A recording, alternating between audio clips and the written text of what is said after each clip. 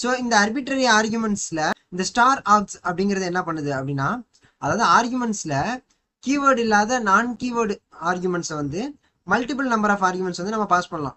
For example comma 4 5 6 அப்படின்னு சொல்லிட்டு நம்ம அப்படியே பாஸ் பண்ணிட்டே இருக்கலாம். சரியா? அதுக்கு வந்து ஒரு எண்டே கிடையாது அந்த மாதிரி. சரியா? இப்போ நம்ம என்ன பண்ண போறோம் அப்படின்னா, இந்த ஆட் அப்படிங்கிற ஃபங்க்ஷன் இருக்குல்ல, இதுல உள்ள இந்த பேராமீட்டர்ஸ் ஜஸ்ட் அப்படியே ரிமூவ் பண்ணிட்டு இதுக்கு பதிலாக நம்ம ஸ்டார் ஆர்க்ஸ் அப்படின்னு சொல்லி கொடுப்போம். ஓகேவா? ஸோ இது ஃபுல்லாகவே நான் ரிமூவ் பண்ணிடுறேன். ஸோ இப்போ நான் என்ன பண்ணுறேன், இங்கே ஒரு பிரிண்ட் ஸ்டேட்மெண்ட் போட்டுறோம். ஓகேவா? பிரிண்ட் ஆர்க்ஸ் அப்படின்னு சொல்லி நான் கொடுத்துறேன். சரியா? சரி, இப்போ நம்ம இங்கே ஒரு ஃபங்க்ஷன் வந்து கிரியேட் பண்ணாமல் ஆடுன்னு அதை வந்து கால் பண்ணுமா? So we can call it as add 1,2,3 அப்படின்னு சொல்லி நான் சும்மா அப்படியே இப்போதைக்கு வச்சுக்கிறேன். சரியா? இப்போ இந்த ஆர்க்ஸ் ஸ்டார் ஆர்க்ஸ் அப்படிங்கிறது என்ன பண்ணும் அப்படின்னா, இங்கே நம்ம கொடுக்குறோம்ல ஆர்குமெண்ட்ஸ், இந்த எல்லா ஆர்குமெண்ட்ஸையும் வாங்கி பேக் பண்ணும். ஓகேவா? பேக் பண்ணணும்னா எல்லாத்தையும் மொத்தமாக சேர்த்து ஒரு டப்புலா ஸ்டோர் பண்ணி வச்சிரும். ஓகேவா? அதுதான் பேக் பண்ணி வச்சிரும். சரியா? ஸோ இதை நான் ஏன் டப்புள் அப்படின்னு சொல்றேங்கிறதுக்கு காரணத்தை சொல்றேன். இப்போ நான் I will just give type. ஓகேவா? இதோட டைப் வந்து நான் பிரிண்ட் பண்றேன். ஸோ இங்க என்ன காட்டுது? கிளாஸ் டப்புள் அப்படின்னு சொல்லி காட்டுது. கிளாஸ் வந்து டப்புள் அப்படின்னு சொல்லி காட்டுது. ஸோ இந்த ஆர்குமெண்ட்ஸ் எல்லாமே என்ன ஆகும்? பேக் பண்ணி ஒரு டப்புலா வந்து ஸ்டோர் ஆயிடும், சேவ் ஆயிடும். சரியா? இப்போ நான் வந்து இதுக்குள்ள ஒரு லாஜிக் எழுதுறேன். So that we can get the sum of the arguments that we are going to give here. இங்க கொடுக்குற எல்லா ஆர்குமெண்ட்ஸ் உடைய சம்முமே நம்ம கிடைக்கிற மாதிரி ஒரு லாஜிக் எழுதுவோம். சரியா?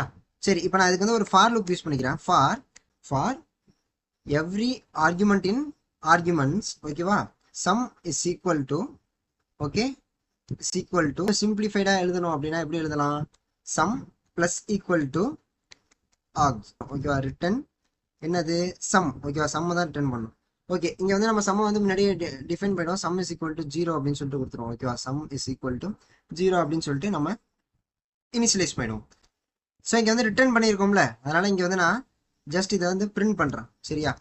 பிரிண்ட்குள்ள இந்த ஆட் அப்படிங்கிற ஃபங்க்ஷன். சரியா? இப்போ நம்ம இதை ரன் பண்ணுவோம். நமக்கு அவுட்புட்ல 6 அப்படின்னு சொல்லி கிடைச்சிருக்கு. சரியா?